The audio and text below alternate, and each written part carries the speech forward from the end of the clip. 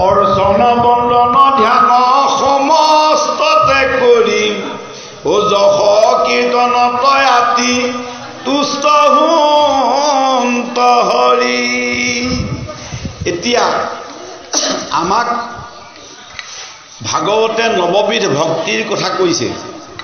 এই নৱবিধ ভক্তিৰ ভিতৰত প্ৰথম কোনবিধৰ নাম কৈছে? শ্ৰৱণ।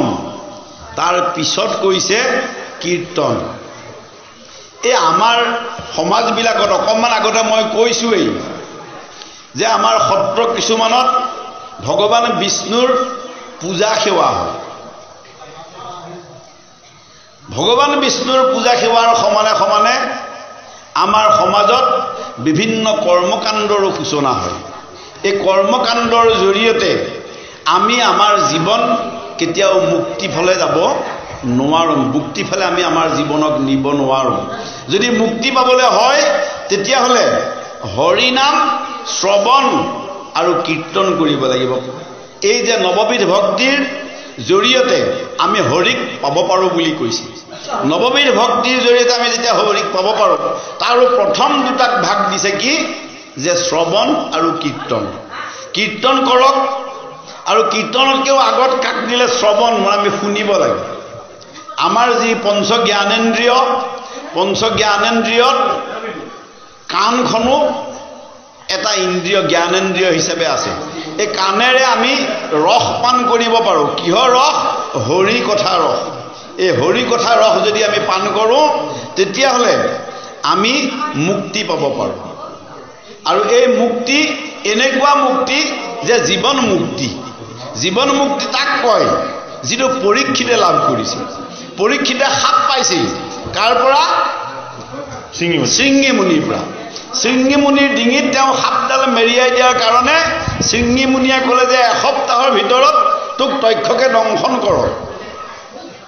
আৰু তেতিয়া তেওঁ ভয় পাইছিল, কাৰণ ঋষিৰ কথা তেতিয়া অকাট্য, তেওঁলোকৰ কথাবিলাক হৈ যায় অগ্নিৰ নিচিনা, তেওঁ গ্ৰহণ কৰিব। গতিকে এই এসপ্তাহৰ ভিতৰত তেওঁ মুক্তি পাবৰ কাৰণে কি কৰা উচিত? তেতিয়া তেওঁ পৰামৰ্শ কৰিলে। পৰামৰ্শ কৰোঁতে তেওঁক এই ভাগৱত কথা শুনিবৰ কাৰণে তেওঁক নিৰ্দেশ দিলে। তেতিয়া তেওঁ কাৰ পৰা শুনিব?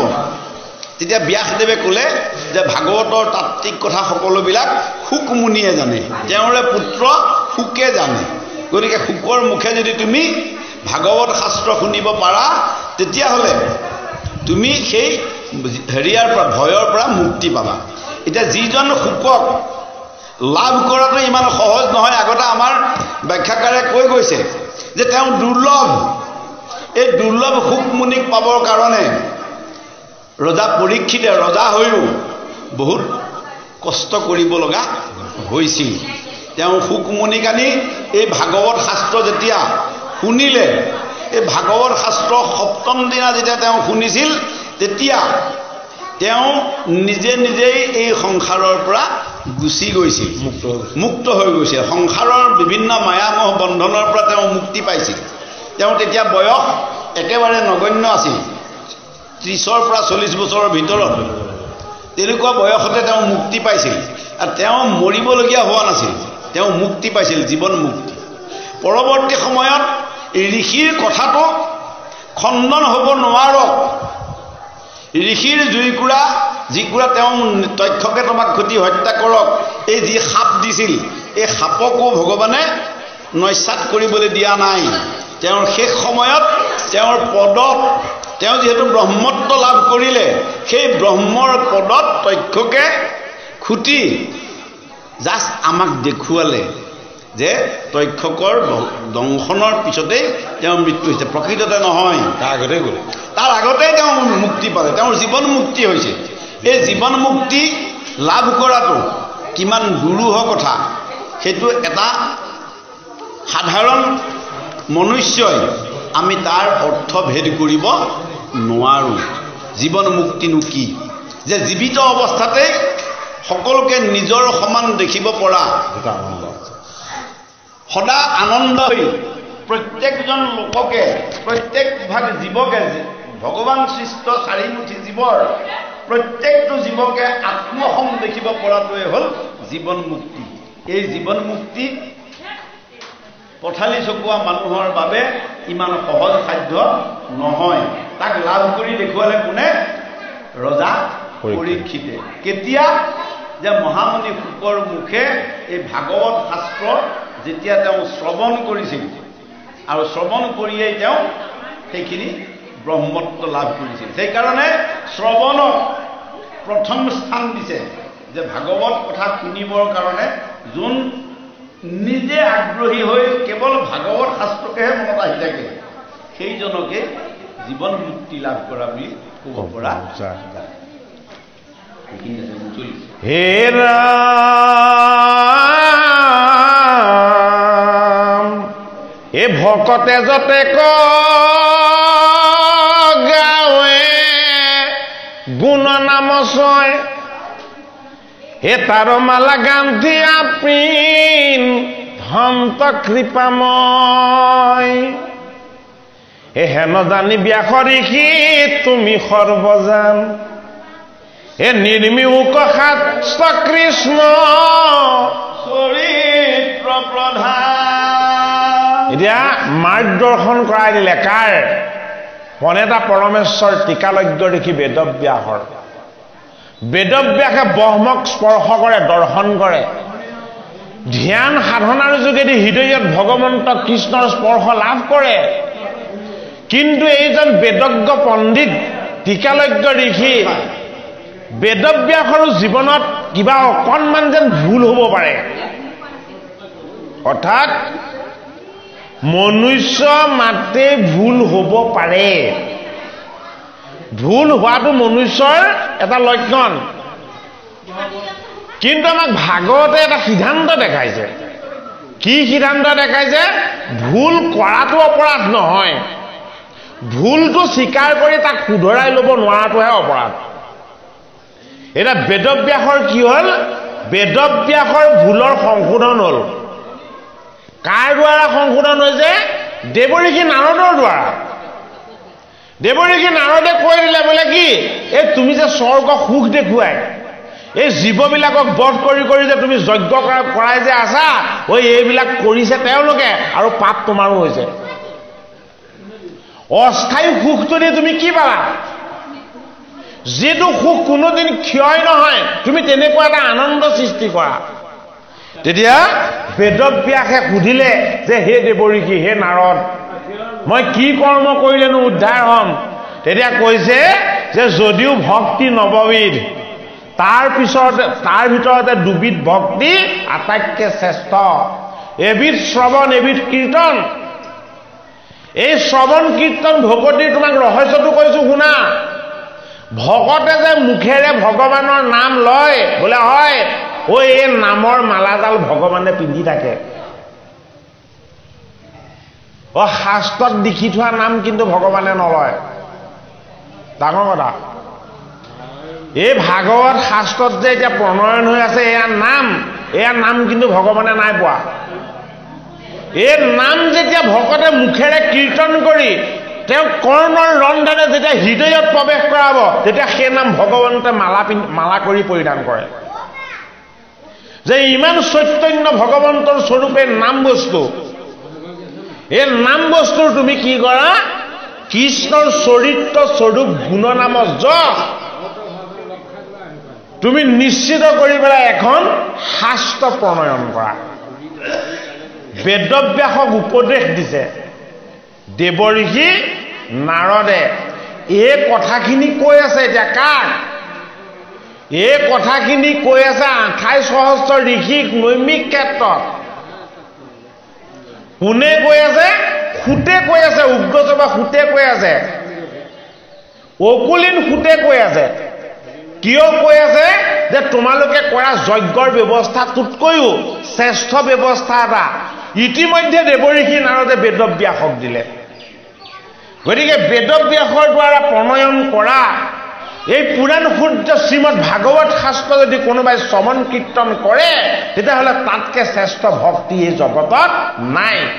এই সুদৃঢ় বিশ্বাস ভাগৱত শাস্ত্ৰৰ প্ৰাৰম্ভতেই বেদব্যাসৰ দ্বাৰা, দেৱঋষি নাৰদৰ দ্বাৰা, 28 সহস্ৰ ঋষিৰ দ্বাৰা খুঁতমুনিৰ দ্বাৰা আমাক দান কৰা হৈছে। গতিকে ভাগৱতত চাকি জ্বলালে পুণ্য নহয়,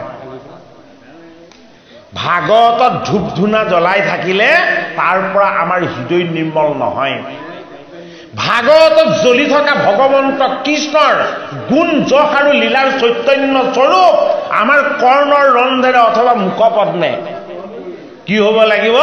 আমাৰ হৃদয়ত প্ৰৱেশ হ'ব লাগিব। সেইটো কাৰণে হে নাৰদত বিষ্ণু আসন তৎকৈ হে বৈকুণ্ঠতময়ী নাথা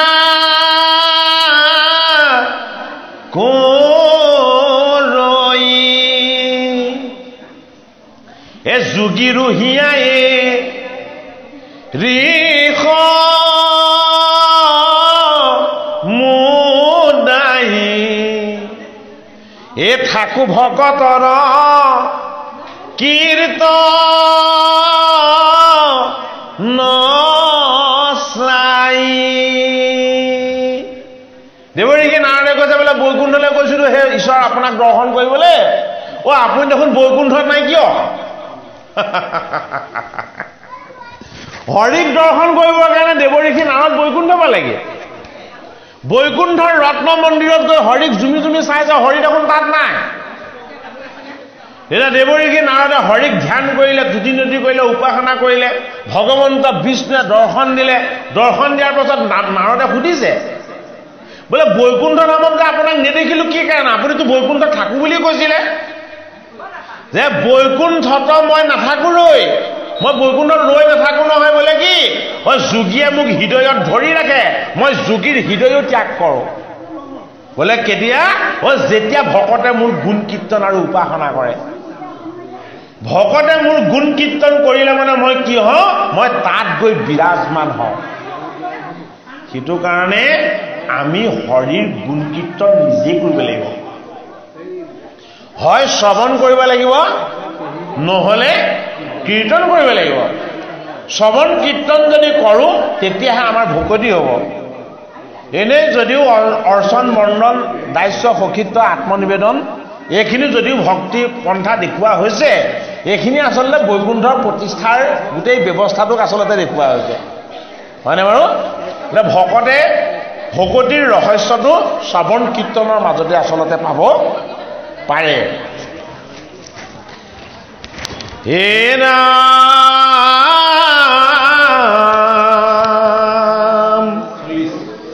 হে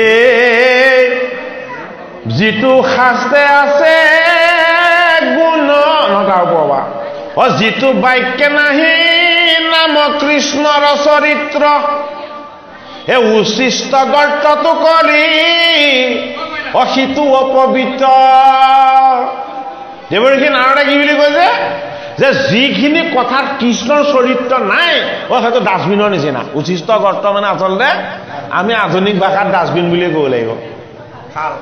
খাল, জাবৰ জোঁথৰ পেলোৱা খালৰ নিচিনা। এ কাকতুল্য কামী পুৰুষৰ তাত ৰতি এ ভকতৰ নাহি তাত সেই অভিলাষমতী যিটো শাস্ত্ৰে আছে গুণ নাম মাধৱৰ সিটো বাক্য হৰে পাপ এ জনসমূহৰ এ ভকতিবিহীন জ্ঞান কৰ্ম সবে ব্যৰ্থ এ কহিলো স্বৰূপে বেদান্তৰ তত্ত্ব অৰ্থ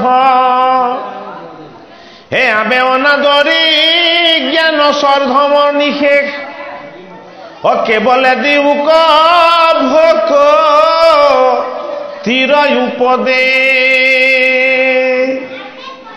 হে ভকতি কি কৰে সংসাৰৰ বন্ধনা হে ভকতিৰ প্ৰভাৱ নিউ ঋষি ব্যাস হে স্বধৰ্মকতে জীভজে কৃষ্ণক সম্প্ৰতি তাত প্ৰেম পূৰ্ণ দেৱে এ নভৈল ভকতি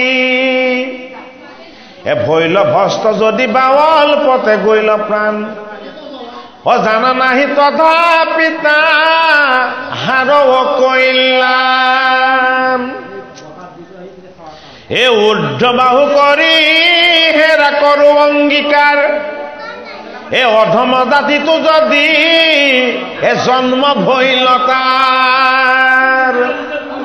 অজ্ঞানীটো কৰ্মীটো কৰি তথাপি অধিক এ দেৱৰো বন্দনী যিটো এ ভকতি ৰখি হেন জানি মহাবুদ্ধিমন্ত যিটো জন ভকতিৰ অৰ্থে মাত্ৰ হে কালে কৰ্মে মিলাইবে ক বিষয়ৰ সুখ হে উপদেশী লোক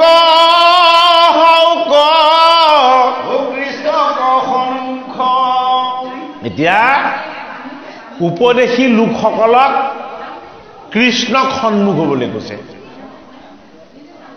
এতিয়া এই উপদেশ কোনে দিছে এই উপদেশ প্ৰথমতে গুৰু হৈ নাৰদে দিছে কাক শিষ্য হিচাপে বেদব্যাসক বেদব্যাসে কি কৰিলে বেদব্যাসে ঊৰ্ধ্ববাহু কৰি ঘোষণা কৰিলে মহাপুৰুষ মাধৱদেৱে ভাগৱত শাস্ত্ৰৰ এই সাৰ উপদেশ ভাগ নামঘোষাত আমাক দিছে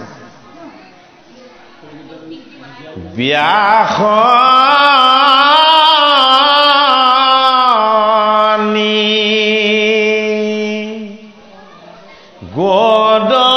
গোদতি লুব্ধমতি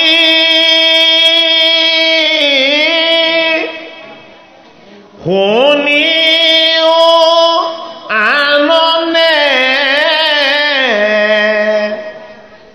কৰ্ণপাতি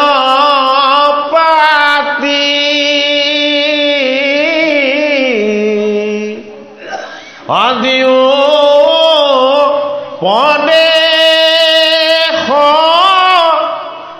উদ্ধবা ভূষ কৰি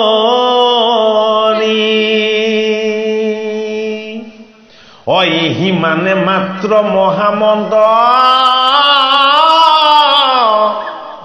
এ দুৰ্ঘোৰ সংসাৰ বিষহাৰী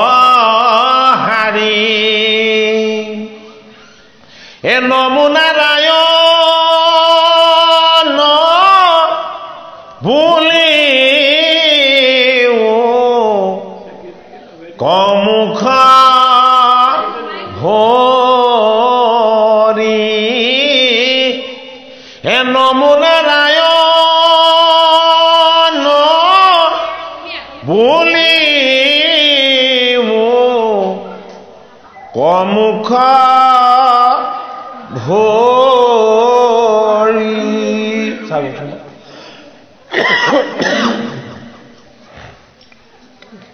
নাৰদৰ পূৰ্বজন্ম কথা পৰিজন্মৰ কথা শুনি আমাৰ হৈ আছিলো আমি নিজ দাসীৰ কুমাৰ ৰাম কৃষ্ণৰ ভকত চাৰি পৰম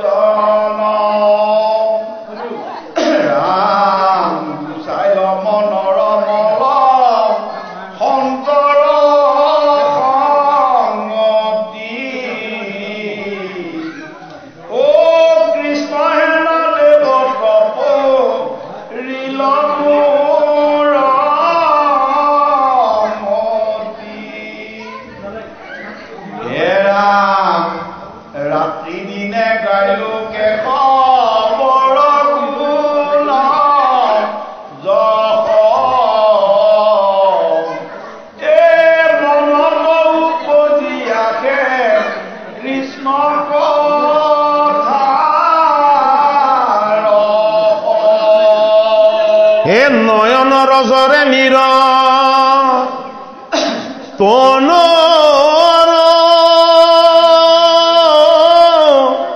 মানচিত এ ভকতৰ সংগত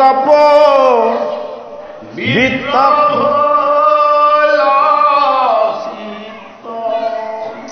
এ বাৰিষা বঞ্চিয়া চাৰি কৰিলা গমন অ হেন দেখি মোৰয়ো তাউল কৰে মন এ পাছে পাছে জামু কৰি কাতৰ আশেষ এ গুৰু হব মোক কিছু দেউ উপদেশ অ হেন বাপা টকি সংসাৰ কতৰো আহি অশুনিয়া সদয় ভৈল চাৰি মুখ সন্যাসী বেদব্যাসক যদিও গুৰু স্থানলৈ আহি দেৱ ঋষি নাৰদে কৃষ্ণৰ গুণদোষৰ শাস্ত্ৰ নিৰ্মাণ কৰিবৰ কাৰণে ভাগৱত শাস্ত্ৰ নিৰ্মাণ কৰিবৰ কাৰণে যদি উপদেশ দিছে এই উপদেশৰ আৰ্হিটো তেওঁ ক'ৰ পৰা পালে তাৰ প্ৰমাণসহ দেখাইছে বোলে কি অ মই এতিয়াহে দেৱ ঋষি হৈছো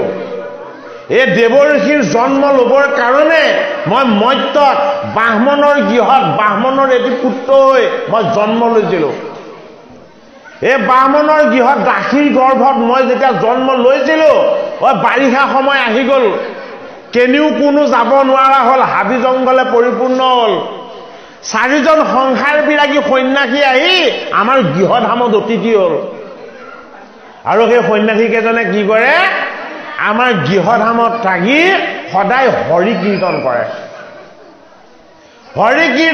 আৰু মই শ্ৰৱণ কৰোঁ তেওঁলোকৰ মুখপদ্মে হৰি কীৰ্তন শ্ৰৱণ কৰি কৰি মই ৫ম বছৰ বয়সতে পবিত্ৰ হৈ পৰিলোঁ আৰু বাৰিষা হাল অন্ত হলত যেতিয়া তেওঁলোক আকৌ নিজৰ স্থানলৈ যাবলৈ ওলালে তেতিয়া মোৰ মনটো বৰ বিষাদগ্ৰস্ত হ'ল বোলে কিয় ভকতৰ সং এবাৰ পালে আকৌ দ্বিতীয়বাৰ নাপালে মনটো বেয়া লাগি যায়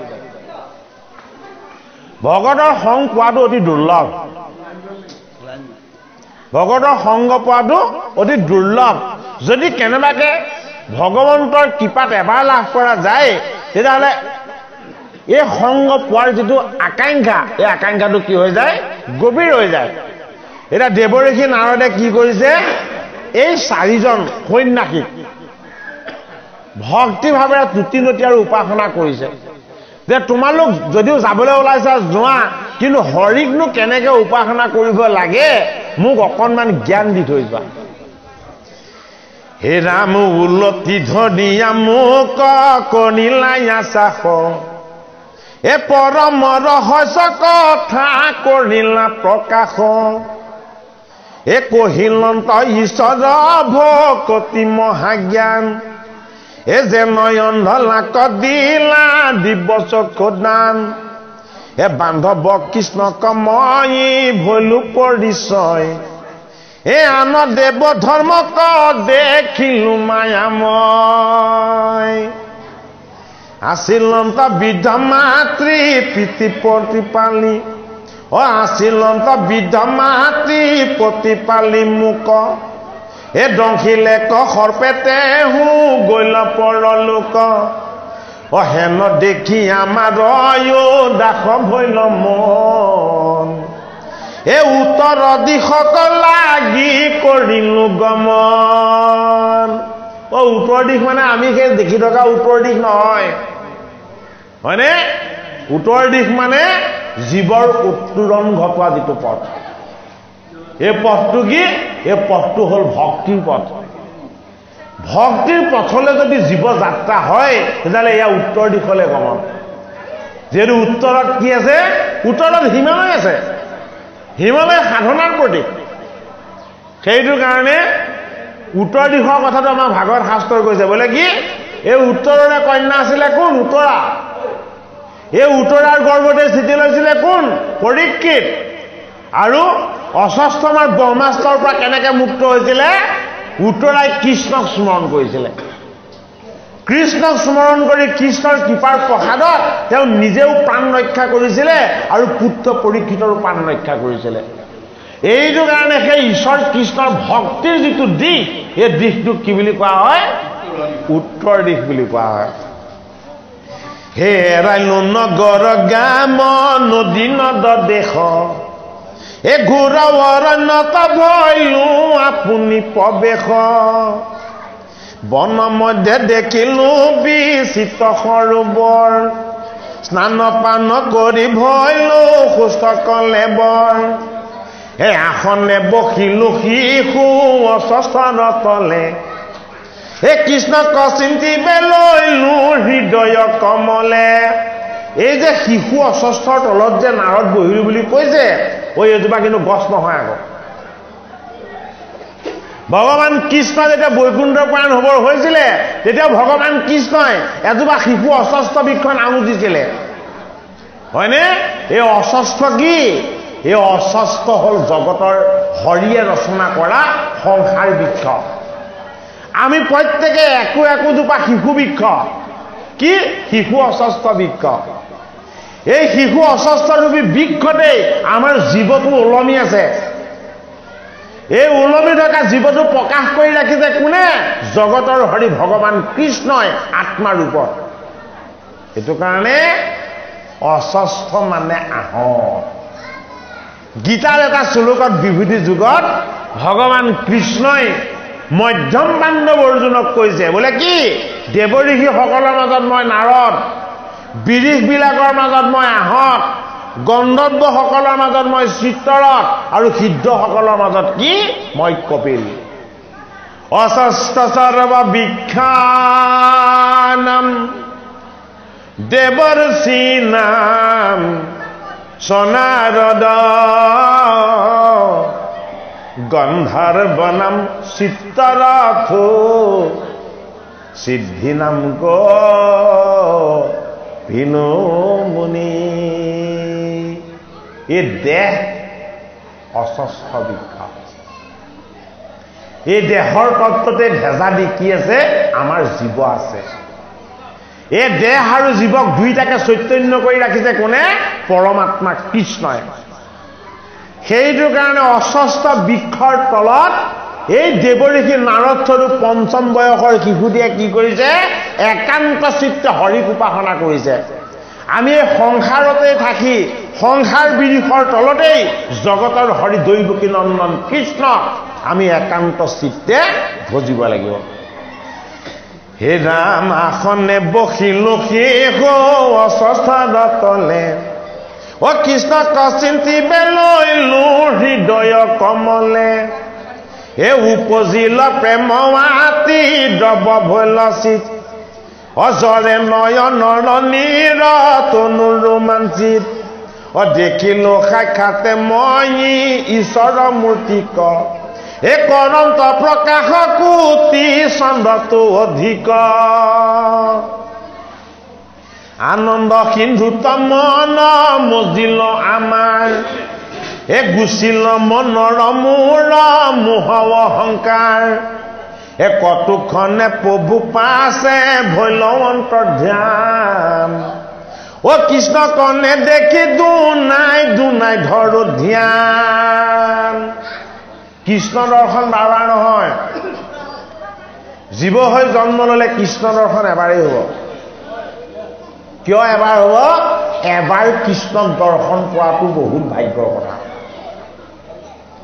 এবাৰ কৃষ্ণ দৰ্শন হোৱাৰ পাছত তাক বাৰ বাৰ দৰ্শন কৰাৰ কোনো প্ৰয়োজন নাই বোলে কি অমৃতৰ স্পৰ্শ পালে তুমি অমৰ হবাই যিদৰে এনেকুৱা বিষ খাই দিলে আমি এবাৰেই মৰি যাওঁ দুবাৰ মৰিবলৈ থাকো জানো অকণমান যদি বিষ পান কৰি দিয়া যায় কি হ'ব লেঠাই মৰিব খেলা খতম হয়নে আকৌ 2 নম্বৰবাৰ সেই বিষ পান কৰিব নালাগে ভাগৱত শাস্ত্ৰত কৃষ্ণ ভক্তি ৰহস্যটো কি কৰিছে ৰহস্য কৰি দেখুৱাইছে যদি তুমি এইটো জনমত ভগৱান কৃষ্ণৰ চৰণ সেৱা কৰিবলৈ ভগৱান কৃষ্ণৰ চৰণ ভজিবলৈ ভগৱান কৃষ্ণৰ চৰণ উপাসনা কৰিবলৈ যদি তুমি হৃদয়ত সেই বিশ্বাস পাইছা যদি সেই সুদৃঢ় বিশ্বাস যদি তোমাৰ হৈছে তেতিয়াহ'লে তুমি কৃষ্ণক পাব নালাগে বোলে কি কৃষ্ণতকৈও শ্ৰেষ্ঠ কৃষ্ণত ভকতি ভাগৱত শাস্ত্ৰ আমাক সেই কথা কৈছে।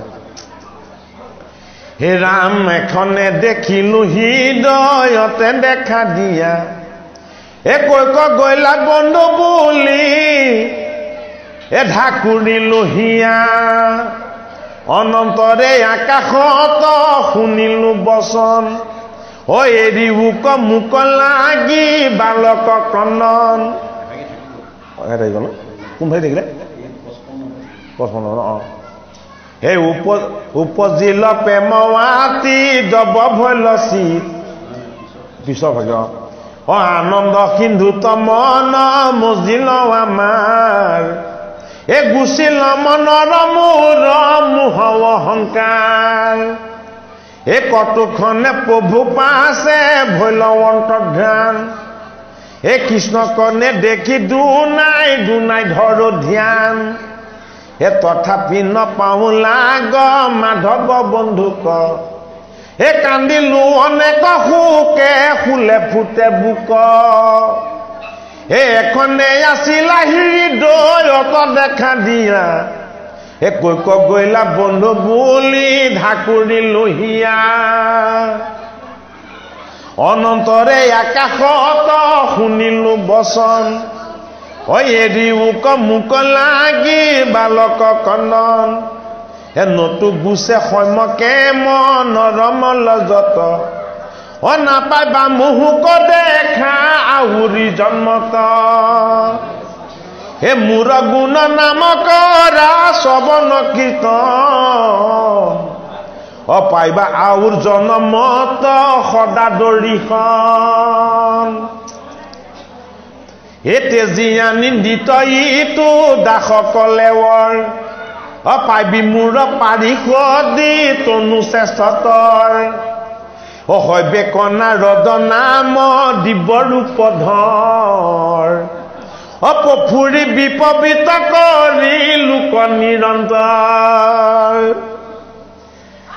হে ৰাম হেন শুনি ভৈল মোৰ মনয় উপশাম, লাজ এৰি ফুৰু গাই কৃষ্ণ গুণ নাম, কৃষ্ণৰ চৰিত চয় সুমৰু মনত, অনন্তৰে কালয় আহি ভৈল উপগত,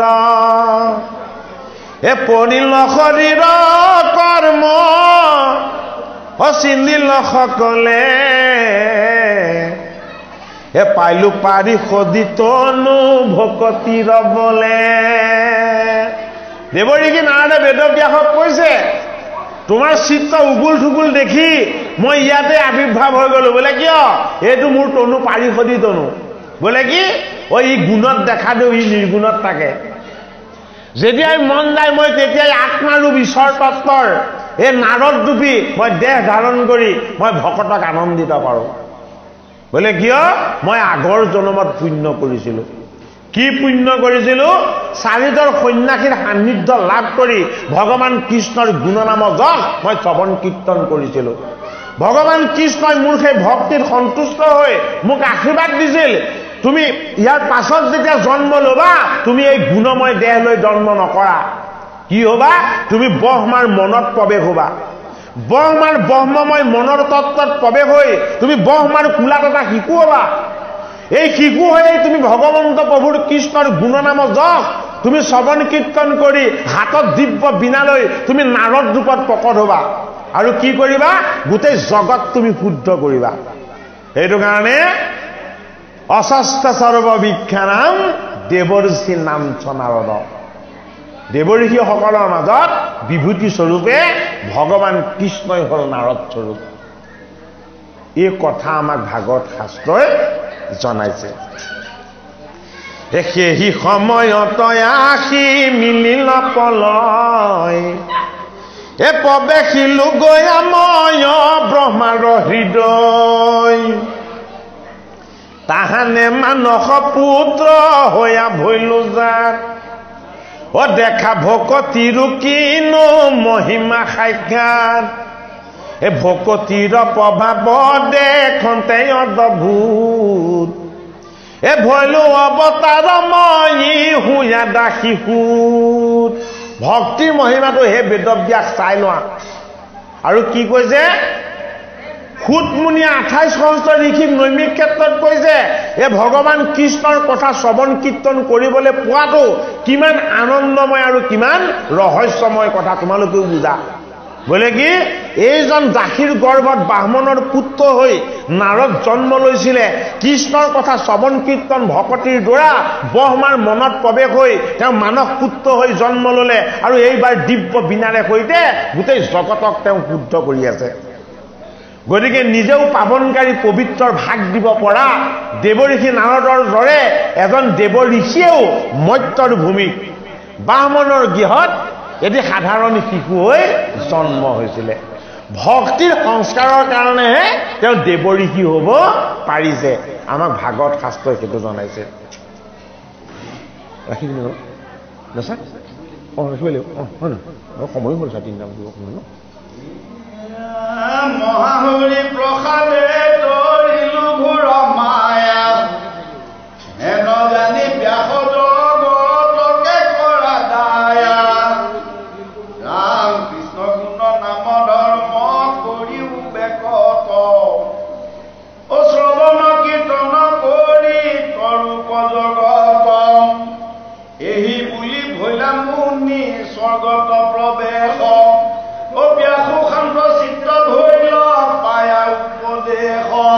হে কৃষ্ণৰ মূৰ্তি কপাছে কৰিল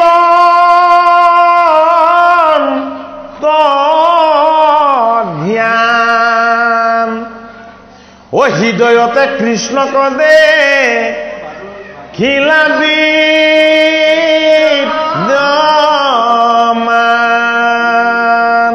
এটা কি কৰিলে দেৱঋষি নাৰদে আকাশৰ পৰা নামিছিলে আৰু বেদব্যাসক উপদেশটো দি কি হ'ল আকৌ আকাশলৈ গুচি অন্তৰ্জ্ঞান হৈ গ'ল কি হ'ল গুৰু হৈ এই সৃষ্টিকৰ্তা ব্ৰহ্মাৰ মানস পুত্ৰ দেৱঋষি নাৰদে বেদব্যাসক কি দেখুৱালে ভক্তিৰ শুদ্ধ মাৰ্গদৰ্শন কৰালে এই গুৰুৱে দিয়া মোৰ এই শিক্ষা কি হওক কৈও হওক সেইটো কাৰণে বেদব্যাস পিছদিনালৈ ৰোৱা নাই লগে লগে বহিলে ক'ত ধ্যানত বহি গুৰুস্বৰূপ দেৱঋষি নাৰদৰ চৰণ চিন্তা কৰিলে আৰু কি কৰিলে যে গুৰুৰ কৃপাত হে জগতৰ হৰি কৃষ্ণ মই তোমাৰ গুণনাম যশ শ্ৰৱণ কীৰ্তনৰ আনন্দময় ভাগৱত শাস্ত্ৰ মই প্ৰস্তুত কৰিম বা মই প্ৰণয়ন কৰিম কিন্তু তাৰ আগতেই তুমি মোৰ হৃদয়ত দৰ্শন দিব লাগিব হৃদয়স্থিত হ'ব লাগিব ভগৱান তা কি হ'ল গুৰুৰ আজ্ঞা লৈ আশীৰ্বাদ লৈ মনতা পৰমেশ্বৰ বেদব্যাসে মন শান্ত কৰি একান্ত চিত্তে কৃষ্ণক ধ্যান কৰিলে কৃষ্ণক ধ্যান কৰাৰ লগে লগে প্ৰথমতে কিন্তু কৃষ্ণক নাই দেখা প্ৰথমতে কাক দেখিছে তেওঁক চঞ্চল কৰি দৌৰাই ফুৰা মায়া মাতাক দেখিছে ক'ত বহি আছে বাম পাশত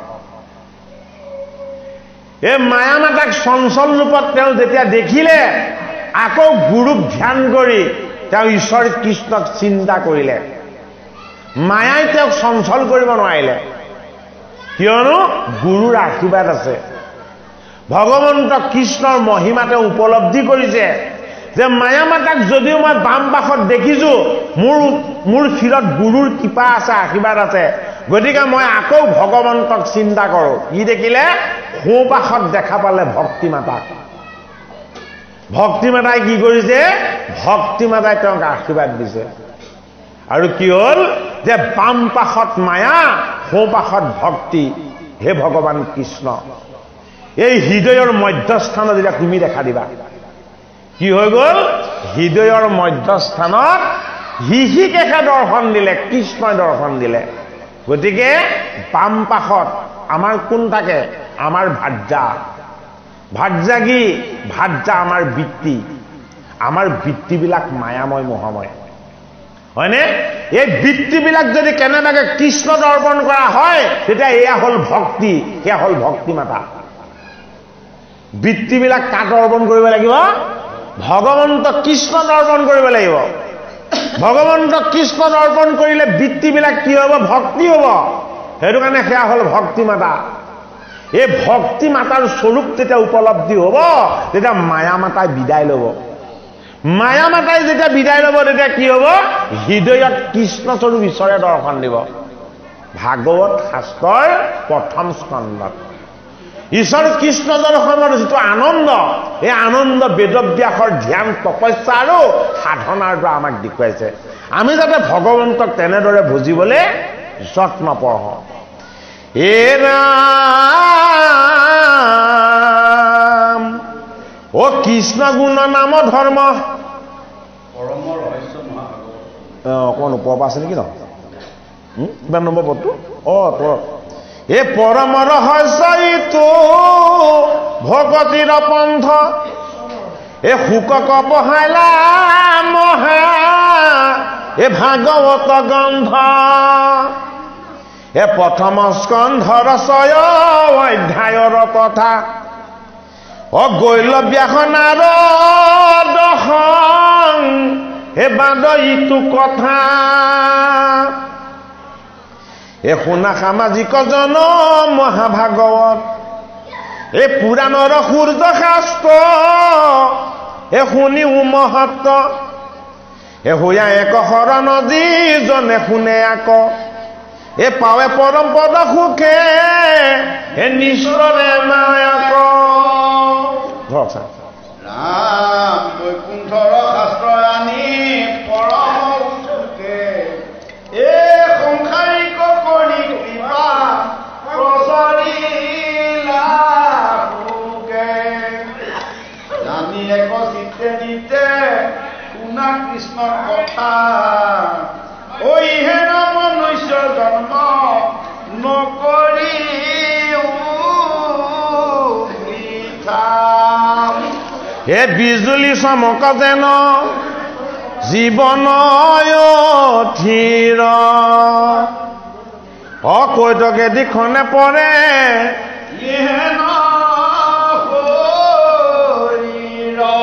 হে পানবন্ধু কৃষ্ণৰ চৰণে দিয়াছি, কৃষ্ণ গুণ নাম ইহে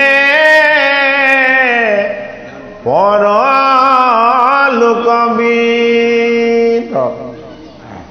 এ জানি হৰি ভকতিত তেজিওৱা লাখ, অ আউৰ কি মনুষ্য হবা এৰাই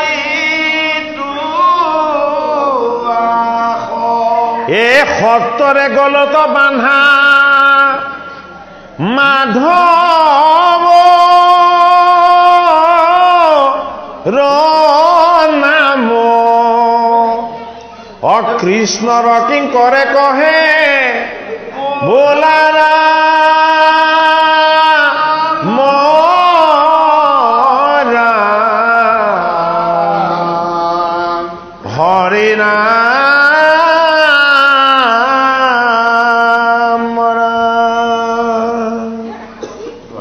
ভকত বৈষ্ণৱ সমস্ত আজ্ঞা আৰু আশীৰ্বাদ লৈ, যিহেতু আপোনালোকৰ আজ্ঞা লৈ আমি আসন ভাগ লৈছিলোঁ, এতিয়া আপোনালোকৰ আজ্ঞা হওক, আমি দোহাৰি আমি অনুষ্ঠান ভাগৰ সামৰণিৰ ফালে যাব বিচাৰিছোঁ দেই। কৃষ্ণ।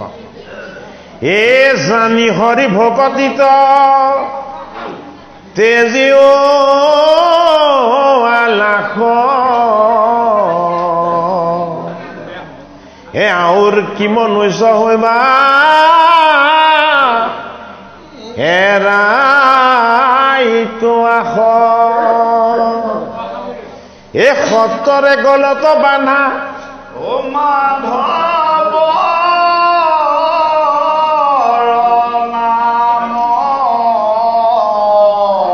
এ কৃষ্ণৰ কিংকৰে কহে বোলা ৰাম ৰাম, এ হৰি নাম ৰাম। জয় ৰাম জয় নাৰায়ণ।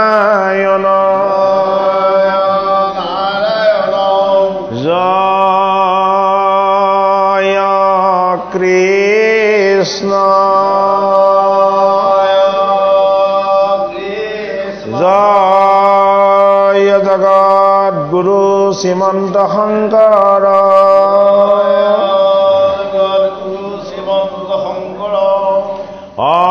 অপৰাধ বিনাশন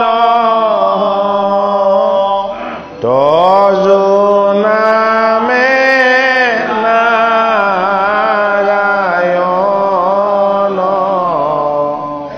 জানি নামে পহিলো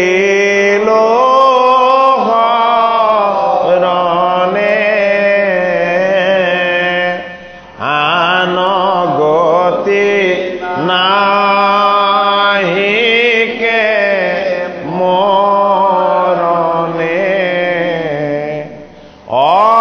অপৰাধ ক্ষমা কৰি তুমি নায়াহিল হৰি মোক ৰক্ষা কৰিও চৰণে ৰাম মোক ৰক্ষা কৰিও চৰণে শ্ৰীমন্ত শংকৰ হৰি ভকত